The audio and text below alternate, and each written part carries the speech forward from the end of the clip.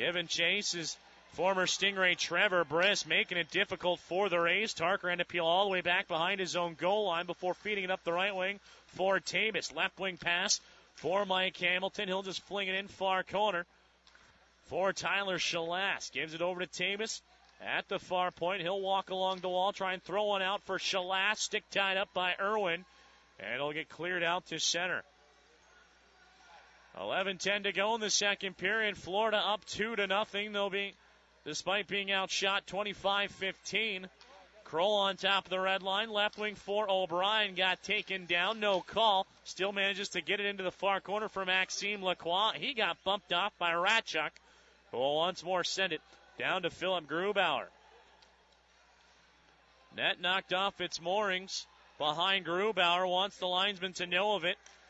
The net has not been adjusted, but the Rays break it right back in. Gagliardi giving hot pursuit on Johan Kroll, forces him to cough it up. Now Grubauer shoves it off. The net's off. Florida trying to score. They bank it in, but Grubauer said the net is off. They're going to call it a goal.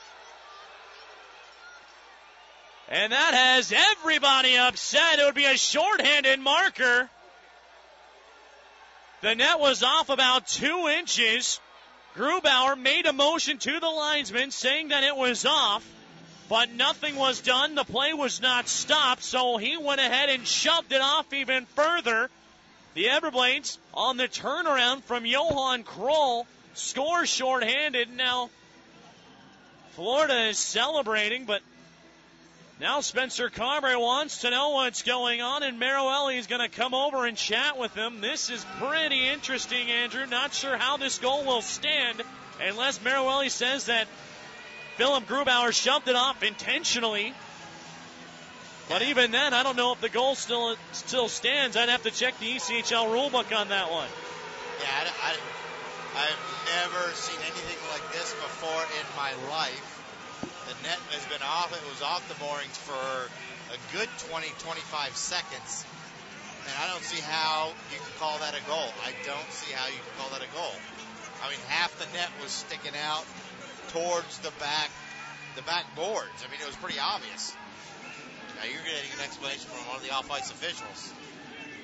Dave Waters sitting right next to me saying that the goal is going to be allowed. And Spencer Carberry's absolutely irate on the Ray bench. And he should be. And they're going to say that the goal is going to stand because Grubauer was told he can pull the net back on its moorings, and he didn't. It's going to be a shorthanded tally for Florida, given to Ratchuk. The assist will go to Ryland Gagliardi, but that, Andrew, is the most bizarre goal I have ever seen. Never seen in my life. I have never seen anything like that before. The crowd absolutely irate. The Stingrays bench all on their feet. The power play continues for another 9 seconds. All with just over 10 minutes to play in this second period. The off-ice officials continuing to look up the rules as a centering feed by Joe Pereira gets one-timed over the crossbar. Matt Shear pops it into the near corner for Josh Turnbull, to the point for Fleming, a drive, and that one broken up by Waugh. Loose puck comes to Pereira, right back to Fleming. Fakes a slapper, has Waugh bite on it, takes a wrist shot, broken up by his own man in Pereira. And Fisher will just clear it out to center ice. It's 3-0 Florida, thanks to a shorthanded goal by Mike Ratchuk. Joe Pereira along the right wing just pops it right back in the zone, goes high over the right shoulder of Shane Owen, dug out by Turnbull, looking for Pereira in the slot. But standing right there is Matt Marquardt, who will push it out to center ice. The power play has come to an end for the Rays. They drop to 0 for 2.